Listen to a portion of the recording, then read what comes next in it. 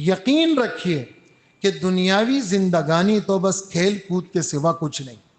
جاننا ترجمہ نہیں کریں گے، سب جانتے ہیں. الحمد للہ نحمده ونستعینه ونستغفره ونؤمن به ونعوذ بالله من شرور انفسنا ومن سیئات اعمالنا ونعوذ بالله من شرور انفسنا ومن سیئات اعمالنا من يهده الله فلا مضل له ومن يضلله فلا هادي له ونشهد أن لا إله إلا الله وحده لا شريك له ونشهد أن سيدنا ونبينا وحبيبنا ورحمتنا وقرة أعيننا وطبيب قلوبنا وشفيعنا وسندنا ومولانا محمدا عبده ورسوله صلى الله تعالى عليه وعلى آله وأصحابه وأزواجه أمهات المؤمنين الطاهرات وأتباعه وأشياعه وأنصاره وأصهاره وأولاده وذرياته وأمته وعلينا معهم أجمعين يا أرحم الراحمين. أما بعد فأعوذ بالله من الشيطان الرجيم. بسم الله الرحمن الرحيم. يا أيها الذين آمنوا إذا نودي للصلاة من يوم الجمعة فاسعوا إلى ذكر الله وذروا البيع ذلكم خير لكم إن كنتم تعلمون. وقال تعالى وإذا ناديتم إلى الصلاة اتخذوها هزوا ولعبا ذلك بأنهم قوم لا يعقلون. وعن معاوية رضي الله تعالى عنه قال سمعت رسول الله صلى الله عليه وسلم يقول إن المؤذنين أطول الناس أعناقا يوم القيامة. وقال رسول الله صلى الله عليه وسلم الإمام ضامن والمؤذن مؤتمن اللهم أرشد الأئمة واغفر للمؤذنين. وقال رسول الله صلى الله عليه وسلم من أذن 7 سنين محتسبا كتب له براءة من النار او كما قال رسول اللہ صلی اللہ علیہ وسلم.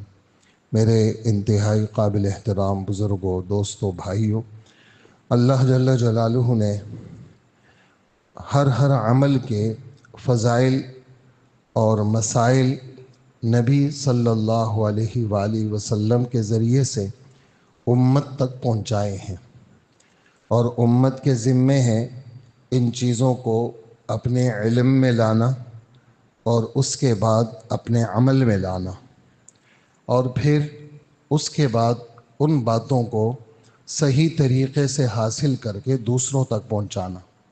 تو سب سے پہلی چیز تو علم ہے کہ آدمی کے پاس مستند طریقے سے جو صحیح چیز اللہ کے رسول سے ثابت ہے وہ آدمی کے پاس موجود ہو. اور علم صرف نماز اور روزے اور حج اور زکوٰۃ کا نام نہیں ہے، بلکہ ولادت سے لے کر کے موت تک اور موت سے لے کر جنت میں جانے تک زندگی کے ہر شعبہ علم کے ساتھ جڑا ہوا ہے. زندگی کا ہر شعبہ علم کے ساتھ جڑا ہوا ہے. انسان کا سونا اور اس کا جاگنا اور اس کی ہر نقل و حرکت، انسان کا سونا اور اس کا جاگنا اور اس کی ہر نقل و حرکت، اس کی خوشی، اس کی غمی، وہ علم کے ساتھ جڑی ہوئی ہے، آسمانی علم کے ساتھ. اسی وجہ سے حضور صلی اللہ علیہ وآلہ وسلم کو حکم دے رہے ہیں، اور آپ کی برکت سے امت کو یہ حکم ہے. 16ویں پارے سورہ طٰہٰ کی آیت ہے، فرماتے ہیں وَقُلْ رَبِّ زِدْنِی عِلْمًا. آپ فرما دیجئے اے میرے رب، میرے لیے آسمانی علم میں اضافہ فرما دیجئے. اللہم علمنی ما ینفعنی. حدیث مبارک کی دعا ہے، اے اللہ مجھے آسمانی علم دے دے، ایسا علم جو مجھے دنیا آخرت میں نفع دے. وانفعنی بما علمتنی، جو آپ نے مجھے دیا ہے علم اس سے مجھے نفع دے دے، وزدنی علما وزدنی علما وزدنی علما۔ اس حدیث مبارک میں 3 دفعہ دعا مانگی، اے اللہ آسمانی علم بڑھا دیجئے، آسمانی علم بڑھا دیجئے، آسمانی علم بڑھا دیجئے۔ زمزم کی دعا ہے کہ زمزم عام پانیوں سے ہٹ کے اس پانی کو کھڑے ہو کے پیا جائے، قبلہ رخ ہو کے پیا جائے۔ عام پانی بھی بسم اللہ پڑھ کے بیٹھ کے پیتے ہیں، 3 سانس میں پیتے ہیں، اسے 1 سانس میں پیا جاتا ہے۔ زمزم کو وافر مقدار میں وہ بیٹھ کے بھی پی سکتے ہیں، لیکن وافر مقدار میں پینے کا حکم۔ اور آپ نے فرمایا ہم میں اور یہودیوں میں فرق یہ ہے، یہودی زمزم تھوڑا تھوڑا پیتے ہیں اور مسلمان زیادہ پیتے ہیں، مسلمان زیادہ پیتے ہیں۔ تو زمزم کی دعا ہے، اللہم انی اسألک علما نافعا ورزقا واسعا وشفاء من کل داء۔ یہ زمزم جب پیو تو یہ دعا مانگو، اے اللہ مجھے نفع دینے والا علم دے دے، علما نافعا، اور اے اللہ مجھے وسعت والی روزی دے دے، اور ہر بیماری سے مجھے شفا دے دے۔ تو یہ جو علم ہے اس کا بدل نہیں ہے دنیا میں کوئی، اس لیے ایمان کو تو فضیلت حاصل ہے ہر لحاظ سے۔ دائیں بائیں اگر نہ دیکھیں، صرف ایمان کو دیکھیں تو ایمان سب سے بڑا ہے، لیکن اگر تھوڑا سا گہری نظر سے آپ دیکھیں تو ایمان بھی ہمیں حاصل ہوگا علم کی برکت سے۔ علم ہوگا تو خدا کو پہچانے گا، علم ہی نہیں ہے، کوئی بتانے والا نہیں ہے، اس کو کیا پتہ خدا کون ہے، اور اس کو کیا پتہ قرآن کیا ہے۔ تو علم یہ آسمانی علم، دنیا کے جتنے لوگ جس کو علم کہتے ہیں یہ لغت کے اعتبار سے ہیں، لغت علم جاننا۔ جتنے بھی یونیورسٹیاں ہیں، کالجز ہیں، اور جتنے اسکول ہیں، جتنے یعنی دنیاوی علوم ہیں، سائنس، جو بھی چیزیں ہیں، وہ سب جاننے کے اعتبار سے تو علم ہے، لیکن علم جس کو واقعی میں علم کہتے ہیں، جو اللہ کی پہچان کا سبب بنتا ہے، وہ آسمانی علم ہے، قرآن و حدیث۔ باقی سارے فنون ہیں، اس کے ذریعے سے لوگ اپنی معاش کو پہچانتے ہیں، لیکن جس علم کے ذریعے سے خدا تک پہنچتا ہے آدمی، وہ صرف قرآن و حدیث کا علم ہے۔ ان جتنے بھی جو یونیورسٹی والے علوم ہیں، اس کو علم لغت کے اعتبار سے کہتے ہیں، جاننا صرف، اور قرآن و حدیث کو علم کہتے ہیں شریعت کے اعتبار سے۔ یہ بہت قیمتی بات ہے، یہ جو بھی آپ سے میں عرض کر رہا ہوں۔ عام طور سے لوگ کہتے ہیں کہ جی یہ سب علم ہے، سب علم نہیں ہے۔ قرآن حقیقی علم صرف قرآن و حدیث کا ہے، وہ علم جو انسان کے دل میں فکر آخرت پیدا کرے، وہ علم جو اللہ کی پہچان کرائے، وہ علم جو اس کو یقین پیدا کرے، وہ علم جو اس کے دل میں خشیت اور خوف پیدا کرے، وہ علم جو اس کے لیے روک ہو۔ یہ جو آسمانی علم ہے یہ آدمی کو روکتا ہے، ہر ناشائستہ حرکت سے روکتا ہے۔ بھائی ابھی آپ نے جمعہ نہیں پڑھا، آپ نے بیان نہیں سنا، آپ نے ابھی درس نہیں سنا، آپ نے ابھی قرآن کی آیت نہیں پڑھی، تو یہ جو علم ہے یہ آدمی کو ڈراتا ہے، اس کے دل کا یقین بھرپور بناتا ہے۔ اور ایک اور مزے کی بات آپ کو بتاؤں، علم لغت کے اعتبار سے تو جاننا کہتے ہیں، لیکن حقیقت میں جو علم ہے اس کا اندرونی ترجمہ یقین ہے۔ دلیل کیا ہے اس کی؟ قرآن پاک کے اندر 26واں پارہ سورہ محمد کی آیت، اللہ پاک فرماتے ہیں سورہ محمد کا 3 رکوع، فَعْلَمْ أَنَّهُ لَا إِلَٰهَ إِلَّا اللَّهُ۔ یہاں یہ ترجمہ کسی نے نہیں کیا جان لیجئے کہ اللہ کے سوا کوئی معبود نہیں، یقین کر لیجئے کہ اللہ کے سوا کوئی معبود نہیں۔ اسی طرح 27واں پارہ سورہ حدید، اس میں فرماتے ہیں اعلموا انما الحیات الدنیا لعب ولہو، یقین رکھیے کہ دنیاوی زندگانی تو بس کھیل کود کے سوا کچھ نہیں۔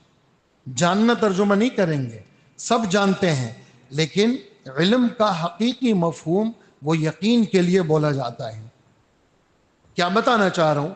جتنا جتنا اس علم میں آدمی ترقی کرے گا اللہ کی ذات پہ اس کا یقین بڑھے گا۔ جتنا جتنا اس علم میں آدمی ترقی کرے گا آخرت اس کی آنکھوں کے سامنے آئے گی۔ جتنا جتنا اس آسمانی علم میں ترقی کرے گا قبر کے مناظر اس کے سامنے آئیں گے۔ جتنا جتنا اس علم میں آدمی آگے بڑھے گا اس کو اللہ کی ذات، جیسے پوچھا ایک صحابی سے کیف اصبحت، کہنے لگا اصبحت مؤمنا باللہ، میں نے آپ نے صبح کیسے کی؟ کہ میں نے اللہ کی ذات پر ایمان لاتے ہوئے صبح کی۔ آپ نے پوچھا اللہ کے رسول نے ہر بات کی کوئی علامت ہوتی ہے، تیرے پاس ہے کوئی علامت؟ ہاں میرے پاس یہ علامت ہے کہ اس وقت جنت میری آنکھوں کے بالکل سامنے اور دوزخ میری آنکھوں کے بالکل سامنے اور آخرت کا منظر میری آنکھوں کے بالکل سامنے، ایک لمحے کے لیے بھی یہ چیزیں میری نگاہوں سے اوجھل نہیں ہیں۔ یہ اس علم کی برکت ہے۔ پھر علم وہ ہمیں دکھائے گا راستہ، لیکن آپ خود دیکھتے ہیں بہت سارے علم والے لوگ ادھر ادھر ہو گئے، ہاں ان کے پاس ذکر کی روشنی نہیں ہے۔ یہ علم یہ تو ہے راستہ، لیکن تلاوت، تسبیحات، دعا، گناہوں سے بچنا یہ روشنی ہے۔ ایک آدمی کو راستہ معلوم ہے، حفظ یاد ہے اس کو، لیکن گھپ اندھیرا ہے، تو وہ حفظ یاد والا آدمی بھی اس راستے میں اس کے پاؤں چل نہیں پائیں گے۔ وجہ کیا ہے؟ اس لیے کہ اندھیرا ہے، روشنی معمولی سی بھی اس کو مل گئی تو چونکہ راستہ تو اس کو معلوم ہے، وہ راستہ روشنی کے بغیر اس کے لیے انجانا بنے گا۔ اور ایک آدمی کے پاس روشنی تو بہت زوردار ہے، راستے کا ہی پتہ نہیں ہے، بہت تیز لائٹ ہے اس کے پاس اور کچھ نہ پوچھے روشنی کے سارے اسباب ہیں، لیکن راستہ معلوم نہیں ہے، تو وہ آدمی بھی بھٹکے گا۔ تو راستے کا معلوم ہونا یہ آسمانی علوم کی جان ہے، یعنی اس کی پہچان ہے۔ اور اللہ کا ذکر اور قرآن پاک کی تلاوت اور اللہ سے دعا مانگنا یہ روشنی ہے۔ یہ دونوں چیزیں جب آپس میں ملتی ہیں انسان گمراہی سے بچتا ہے۔ اگر ایک میں غلبہ آ گیا، آپ ہر چیز معلوم ہے، آپ کو قرآن و حدیث کے حافظ ہیں آپ، لیکن آپ کے پاس ذکر کی روشنی نہیں ہے، تو آپ بہت دن تک چل نہیں سکیں گے اور آپ اس علم کی وجہ سے تکبر اور بڑائی میں مبتلا ہو جائیں گے۔ اس وجہ سے ذکر کی روشنی آدمی کے پاس وافر مقدار میں ہونی چاہیے۔ تو ابھی آپ کی خدمت میں پچھلا بیان میں اذان کے بارے میں کچھ بات، اذان کی تاریخ اور کیا اس کا پچھلے بیان کے ساتھ جوڑ تھا، جو آدمی مؤذن کی آواز سنے اور اس کا جواب دے تو اللہ جل جلالہ اس اذان کا سننا اور اس اذان کا جواب یہ اس کے لیے بخشش کا پروانہ ہے۔ اور کیا ہے؟ اور اس کے دل میں اللہ توحید کی جڑوں کو مضبوط کریں گے۔ اور کیا ہوگا؟ اللہ پاک شرک سے نفرت اس کے دل میں پیدا کریں گے۔ وجہ 6 دفعہ تو اس میں اللہ اکبر ہے، 6 دفعہ اس میں اللہ اکبر ہے، 3 دفعہ اس میں کلمہ توحید ہے آخر میں، اور شروع میں 2 دفعہ کلمہ شہادت، اور 2 دفعہ کلمہ رسالت ہے اس میں، اور 2 دفعہ اس میں آخرت کی یاد ہے، اور 2 دفعہ اس میں نماز کی دعوت ہے، جو اللہ کے ذکر سے بھرپور عمل ہے۔ اللہ کے نام سے نماز شروع ہوتی ہے اور اللہ کے نام پہ ختم ہوتی ہے۔ تو اذان یہ پوری دعوت ہے۔ تو وہ باتیں جو ہمارے نبی صلی اللہ علیہ وسلم کی فرمائی ہوئی ہیں وہ آپ کی خدمت میں اس تھوڑے سے وقت میں پیش کرنے کی کوشش کروں گا۔ اللہ پاک ہمیں صحیح علم عطا فرمائے، اس پر عمل عطا فرمائے، اور اس کو آگے پہنچانے والا بنائے جو ہماری طاقت، جو ہمارے بس میں ہو. تو ہر آدمی اذان تو دے نہیں سکتا. اور پھر اذان یہ بھی ایک علم ہے. اذان یہ نہیں کہ جی میں مسلمان ہوں بس اذان مجھے آتی ہے، نہیں، اس کا اپنا تلفظ ہے، اس کی اپنی ادائیگی ہے. اس کی ادائیگی پھر ہر آدمی اذان کہے تو پھر ایک مشکلات میں آ جائیں گے ہم. تو ایک بندہ مقرر ہوگا جو اذان دے گا، اور اس کی، اس اذان دینے والے کی اپنی فضیلت اس اذان کی وجہ سے. بدقسمتی یہ ہے کہ وہ شعبے جو اللہ کے رسول کے محراب والے شعبے تھے، اللہ کے رسول کی مسجد کے شعبے تھے. مسجد کی صفائی یہ بہت بڑا شعبہ ہے. ارشاد فرماتے ہیں عرضت علی اجور امتی حتی القضات یخرجها الرجل من المسجد. میرے سامنے اللہ پاک نے امت کے ثوابوں کو پیش کیا کہ آپ کی امت کو ہم کیا کیا ثواب دیں گے.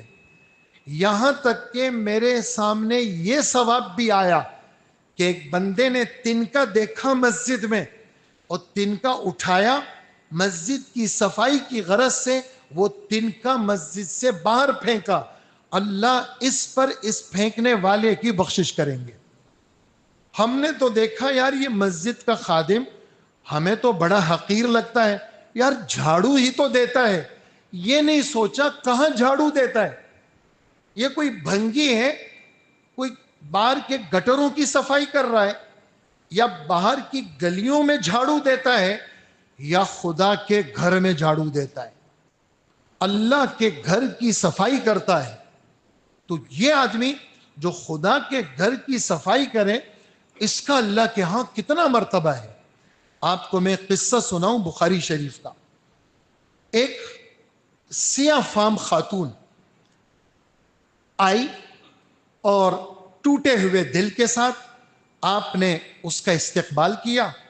مسجد نبوی یہ تو مسجد ہے، لیکن مسجد کے ساتھ جڑی ہوئی بہت ساری چیزیں خارج مسجد ہوتی ہے، لیکن ہوتی چار دیواری میں. آپ نے اس خاتون کے لیے ایک خیمہ لگایا اور وہ خاتون وہ مسجد میں جھاڑو دیتی تھی. حضرت عائشہ فرماتی ہے مستورات آتی تھی ہمارے پاس، ہم بیٹھ کے اللہ کے رسول کی باتوں کا مذاکرہ کرتے تھے. یہ خاتون آتی تھی اور محفل میں بیٹھ جاتی تھی. اخیر میں یہ ایک شعر پڑھتی تھی اور کیا کہتی تھی؟ وَيَوْمَ الْوِشَاحِ مِن تَعَاجِيبِ رَبِّنَا وَيَوْمَ الْوِشَاحِ مِن تَعَاجِيبِ رَبِّنَا أَلَا إِنَّهُ مِن بَلْدَةِ الْكُفْرِ أَنْجَانِ. ہار والا دن بھی میرے رب کے بڑے قدرتوں کا اور بڑے تعجب، میرے رب کی قدرتوں کے عجائبات میں سے ہے. ہار والا دن بھی میرے قدرت کے عجائبات میں سے ایک دن ہے. اور اس دن کا اثر کیا ہوا کہ کافروں کے دیس سے میرے رب نے مجھے نجات دی اور حضور کے دیس مدینہ میں مجھے پہنچا دیا. حضرت عائشہ فرماتی ہے وہ یہ شعر پڑھتی تھی، ہم سنتے تھے. ایک دن میں نے اس سے پوچھا، میں نے کہا یہ شعر تم کیوں پڑھتی ہو؟ کہنے لگی میں ایک دور علاقے میں رہتی تھی اور ایک آدمی کی غلام تھی، اس نے مجھے آزاد کر لیا، آگے پیچھے میرا کوئی تھا نہیں، میں اسی کے پاس رہنے لگی. ایک دن اس کے کسی کام سے جا رہی تھی تو راستے میں کوئی دلہن تھی، چمڑے کا کوئی ہار تھا وہ اس نے پہنا ہوا تھا. وہ ہار کہیں ٹوٹا اور چیل آئی گوشت سمجھ کر کے اس کے اٹھا کے لے گئی. لوگوں نے ہار ڈھونڈنا چاہا، مجھے پکڑ لیا. غریب آدمی سب کی نظروں میں پکڑ کے میری تلاشی لی، یہاں تک کہ ان بدبختوں نے مجھے ننگا کر دیا. میرا دل بہت ٹوٹا. اسی وقت کیا ہوا، وہ چیل، اس کو تو یہ سمجھی کہ یہ گوشت ہے، وہ تو سوکھا چمڑا تھا. اس نے اوپر سے وہ ہار اپنے پنجے سے چھوڑا، مجمع کے بیچ میں آ کے گرا. جب وہ ہار لوگوں نے دیکھا اس سے معافی مانگنے لگے تو میرا دل اس علاقے سے ایسا کھٹا ہوا کہ میں وہ علاقہ چھوڑ کر کے حضور کے پاس آ گئی. میں تو کافرہ تھی، میں تو کسی کو جانتی بھی نہیں تھی، لیکن کیا ہوا، اللہ کے نبی نے مجھے پناہ دی، مجھے مسجد میں خیمہ لگا کے دیا، اور آج میں مسجد میں جھاڑو دے رہی ہوں۔ کون سی مسجد میں؟ مسجد نبوی کے اندر۔ تو یہ اگر وہ ہار چیل نہ اٹھاتی اور وہ ٹوٹتا نہیں اور لوگ مجھے ذلیل نہ کرتے تو وہ پھر تم اسی علاقے میں رہتی، وہیں مر جاتی۔ یہی خاتون اسی حالت میں اس کی موت آتی ہے، اور صحابہ کی خواتین نے اس عورت کو راتوں رات غسل دیا، صحابہ نے جنازہ پڑھا کے دفنا دیا۔ آپ نے پوچھا اگلے دن، بھئی وہ خاتون جو جھاڑو دیتی تھی نظر نہیں آ رہی؟ حضرت وہ تو ایسا ایسا ہوا۔ آپ نے فرمایا تم مجھے بتا دیتے، میں اس کا جنازہ پڑھتا۔ کیوں؟ میں نے تو اس کو جنت میں دیکھا ہے۔ اور پھر آپ گئے، نبی کے لیے اس بات کی اجازت ہے، آپ نے قبر پہ جا کے اس عورت کی جنازے کی نماز پڑھی، اس عورت کی۔ تو یہ جو مسجد کی خدمت ہے، یہ حقیر لوگوں کا کام نہیں ہے کہ ہماری طبیعتوں میں یہ لوگ حقیر ہیں، یہ حقیر نہیں ہیں، یہ بہت بڑے لوگ ہیں۔ پھر اس سے بڑا مرتبہ مسجد کے مؤذن، اذان دینے والے۔ ارشاد فرماتے ہیں کل قیامت کے دن جتنے اذان دینے والے ہیں ان کی گردنیں عام لوگوں کی گردنوں سے اونچی ہوں گی۔ یار اگر لمبا آدمی ہو، لوگ ٹھنگنے ٹھنگنے ہو تو برا لگے گا؟ نہیں، کا یہ مطلب نہیں ہے کہ وہ اتنا لمبا ہوگا کہ برا لگے۔ کا مطلب یہ ہے کہ دنیا کے اندر جو شرمندہ آدمی ہوتا ہے اس کی گردن نیچے ہوتی ہے، اور جو عزت دار آدمی ہوتا ہے وہ ایسے اونچی گردن والا ہوتا ہے، یعنی شرمندہ نہ ہو اور عزت دار آدمی، یہ کنایہ ہے اس سے کہ یہ عزت دار ہوگا کل قیامت کے دن۔ اور جس آدمی نے 7 سال ثواب کی نیت سے اذان دی اور اللہ کو خوش کرنے کے لیے اذان دی، کیا اس کے لیے پروانہ ہے؟ خوشخبری، اجی اللہ اس کو دوزخ سے بخشنے کی پروانہ اور خوشخبری لکھ دیتے ہیں۔ اس سے آگے 12 سال جس نے اذان دی، کہا جی وہ تو 100% جنت میں جائے گا، اور فی اذان 60 نیکیاں ملتی ہیں، فی اقامت 30 نیکیاں ملتی ہیں، فی اذان 60 نیکیاں اور فی اقامت 30 نیکیاں۔ اور مؤذن لا يسمع مدى صوت المؤذن جن ولا انس ولا شيء الا شهد له يوم القیامہ۔ کوئی انسان، کوئی جنات، کوئی درخت، کوئی پتھر، جہاں جہاں تک مؤذن کی آواز جاتی ہے، یہ سب قیامت کے دن اس مؤذن کی ایمان کی گواہی دیں گے کہ اس کی اذان ہمارے کانوں میں پڑی، اے اللہ اس شخص کو بخش دے۔ جتنے لوگ اس کی اذان کی وجہ سے مسجد کی حاضری دیتے ہیں، اللہ پاک اس لوگوں کے نمازوں کے ثواب میں مؤذن کو بھی شریک کرتے ہیں۔ وجہ یہ داعی بنا اور اس کی دعوت سے لوگ آئے۔ اور اذان وہ اتنی جاندار چیزیں، یہ سب احادیث کا ترجمہ ہے، متن اس لیے نہیں پڑھ رہا تاکہ ہمارا وقت ہمارے پاس نہیں ہے اتنا۔ کیا فرماتے ہیں؟ اذان کی آواز شروع ہوئی، احادیث میں آتا ہے شیطان بھاگنے لگتا ہے۔ اور کیسے بھاگتا ہے؟ حدیث کے الفاظ، ہوا خارج ہو رہی ہے اس کی، اور ہوا بھی آواز کے ساتھ۔ کیوں؟ تاکہ اللہ کا نام نہ سنے۔ اتنی الرجی ہے اس کو اذان سے، اور دور چلا جاتا ہے یہاں تک کہ اس کے کانوں کو سکون مل گیا، جی اب نہیں آ رہی آواز۔ جب اذان ختم ہوئی پھر واپس آتا ہے، اب لوگوں کو دل میں وسوسے ڈالتا ہے۔ جب اقامت شروع ہوئی پھر بھاگا تاکہ اقامت کی آواز کان میں نہ پڑے۔ اقامت ختم ہوئی پھر آیا، آ کر کے لوگوں کے دلوں میں وسوسے ڈالتا ہے کہ بھئی ابھی نماز تو تم پڑھ رہے ہو، اس نماز کے فوراً بعد تم نے فلانا فلانا کام کرنا ہے۔ تو اذان یہ بہت بڑا رتبہ ہے اللہ پاک کی طرف سے۔ اور کیا فرمایا؟ الامام ضامن، تمہاری پوری نماز کی ذمہ داری امام کے اوپر ہے۔ اجی کیا مطلب؟ اگر خدا نخواستہ امام کی نماز فاسد ہو گئی تو مقتدیوں کی نماز بھی نہیں چل سکتی۔ امام کی قرات تمہاری قرات ہے، تم تو صرف ثنا پڑھو گے، اتحیات پڑھو گے اور سبحان ربی العظیم سبحان ربی الاعلیٰ پڑھو گے، باقی فاتحہ اور سورت یہ امام پڑھے گا۔ اور امام کی قرات صحیح مسلم کی روایت، فَإِنَّ قِرَاءَةَ الْإِمَامِ لَهُ قِرَاءَةٌ، امام کی قرات یہ مقتدی کی قرات ہے، اور مقتدی جہری نمازوں میں کان لگا کر کے سنے گا اور سری نمازوں میں فاتحہ کا دھیان رکھے گا، امام کے ساتھ جھگڑا نہیں کرے گا۔ وہ یہ جھگڑے کا لفظ میں نے کیوں کہا؟ آپ نماز پڑھا رہے ہیں، پیچھے قرات کی آواز آ رہی ہے، سلام پھیرا، فرمایا کیا ہوا مجھے؟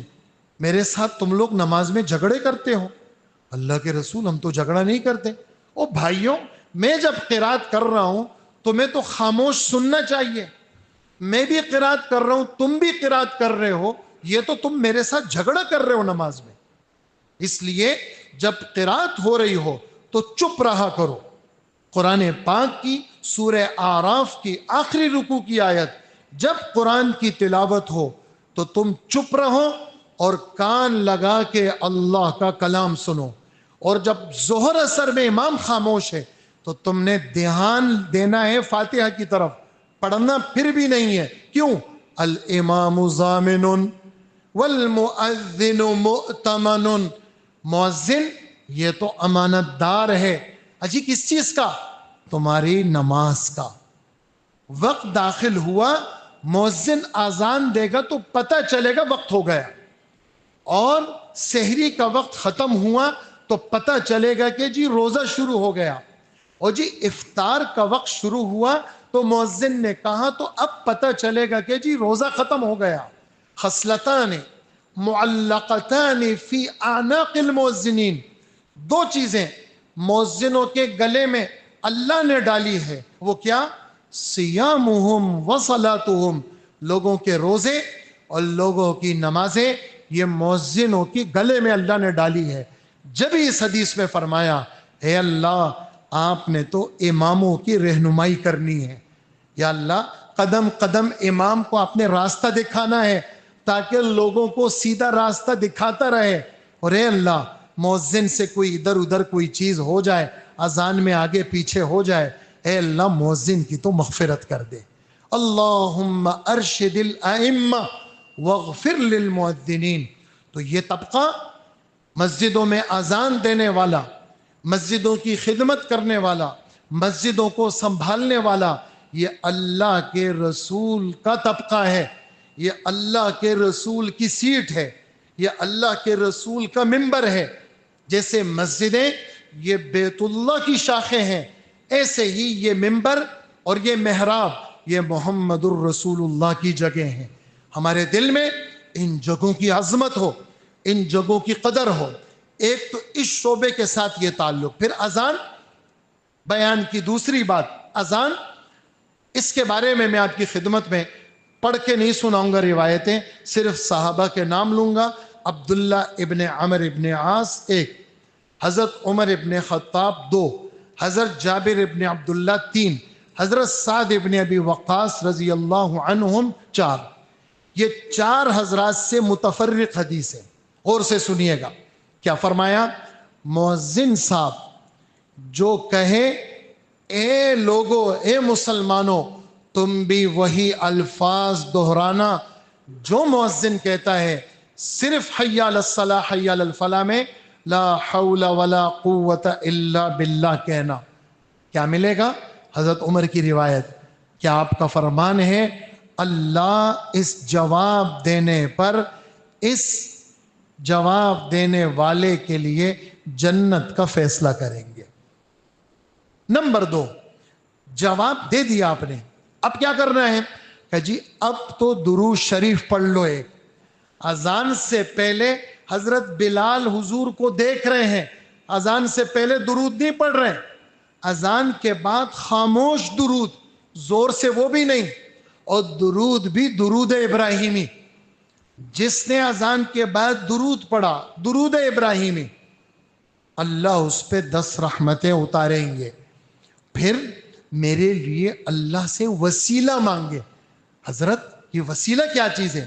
فرمائیں جنت میں ایک خاص درجہ ہے جو صرف ایک آدمی کو ملے گا، اور میں اللہ سے امید رکھتا ہوں کہ وہ وسیلہ جنت کا درجہ وہ اللہ مجھے دیں گے. اس لیے جو میرے لیے ایسا وسیلہ مانگے گا، اللہ میری شفاعت اس کے لیے واجب کر دیں گے. علماء ایک عجیب جملہ لکھتے ہیں، کہا کہ حضور کی شفاعت جس کے لیے واجب ہو گئی، یہ اس بات کی نشانی ہے اللہ اس کا خاتمہ ایمان پر کریں گے.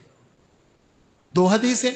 تیسری حدیث، اذان کے بعد درود پڑھ لیا پھر دعا مانگے. اللہ کا فضل ہے، مجمع کے مجمع بچوں کو دعا یاد ہے. اللہم رب هذه الدعوة التامة والصلاة القائمة. ترجمہ، اس مکمل دعوت جو اذان ہے، اس اذان کے رب، اس دعوت کے رب، اور سدا رہنے والی نماز کے رب، ایک درخواست ہے آپ سے. کیا؟ حضرت محمد صلی اللہ علیہ وسلم کو وسیلہ دے دیجئے، جنت کا وہ درجہ دے دیجئے، آتی دے دیجئے، آتی دے دیجئے، اور مقام محمود دے دیجئے. یہ کیا چیز ہے مقام محمود؟ مقام محمود وہ ہے، سارے لوگ سب نبیوں کے پاس جائیں گے کہ حساب کتاب شروع ہو. اللہ پاک حساب کتاب صرف محمد صلی اللہ علیہ وسلم کے سجدے پر شروع کریں گے، اور یہ حساب کتاب جو شفاعت کبریٰ ہے وہ حضور کی دعا پر اللہ شروع کریں گے، اور بڑی شفاعت جو حضور کو ملے گی اس کو مقام محمود کہتے ہیں. تو تم اللہ سے میرے لیے یہ مانگو. کیا ہوگا؟ کہ اللہ پاک تمہارے سارے گناہوں کو بخش دیں گے. چوتھی اور آخری حدیث، اذان کے جواب کے بعد آپ نے درود پڑھا، جواب دیا، درود پڑھا، دعا مانگی. اب 2 چیزیں اور مانگنی ہیں. وہ کیا؟ کلمہ شہادت پڑھ لیں. پڑھ لیں ذرا، اشہد ان لا الہ الا اللہ واشہد ان محمدن، یہ رضیت باللہ ربا وبمحمد رسولا وبالاسلام دینا.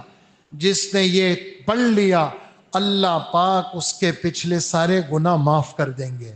اذان کیا ہوئی کہ جنت بھی مل گئی، شفاعت بھی مل گئی، گناہوں کی بخشش بھی مل گئی. اللہ ہمیں اس کی قدردانی نصیب فرمائے. اذان، اس کا سننا، یہ انسان کو اس کے ایمان کی جڑوں کو اس کے دل میں مضبوط کرتا ہے. پھر اذان اور اقامت ہمیشہ 10-15-20 منٹ کا وقت ہوتا ہے. ہمارے نبی فرماتے ہیں اذان اور اقامت کے بیچ میں اللہ سے جو دعا مانگو گے اللہ تمہاری دعا قبول کریں گے. چند موقع ایسے ہیں جس میں اللہ دعاؤں کو سنتے ہیں. اس میں ایک موقع بارش جب اتر رہی ہے دعائیں قبول ہوتی ہیں، مرغے کی اذان جب تم نے سنی دعائیں قبول ہوتی ہیں، بیت اللہ پہ نظر پڑی دعائیں قبول ہوتی ہیں، جہاد کے لیے مسلمان کافروں سے لڑ رہے ہیں دعائیں قبول ہوتی ہیں، مغرب کی اذان کے وقت میں دعا قبول ہوتی ہے، اور عام اذان بھی ہو رہی ہے. اللہ پاک اذان کے وقت میں دعاؤں کو قبول کرتے ہیں. کیا مانگے اللہ سے؟ اللہ کے رسول فرماتے ہیں اللہ سے عافیت مانگو. کیا مانگو؟ عافیت کیا چیز ہے؟ ظاہر بھی سلامت، باطن بھی سلامت، اندر بھی خیر، باہر بھی خیر. تم ایمان اور یقین کے بعد سب سے بڑی دولت وہ عافیت ہے. اس لیے اللہ سے کیا مانگو؟ عافیت مانگو. یہ اذان کے ساتھ کچھ چیزیں جو جڑی ہوئی تھی وہ آپ کی خدمت میں نے احادیث مبارک کا ترجمہ پیش کیا. اللہ پاک ہم سب کو عمل والا بنائے. علم ملا، اب عمل اللہ نصیب فرمائے، آگے پھر اس کے پہنچانے کی اللہ ہمیں توفیق عطا فرمائے. وصلی اللہ وسلم علی نبینا محمد وآلہ واصحابہ اجمعین.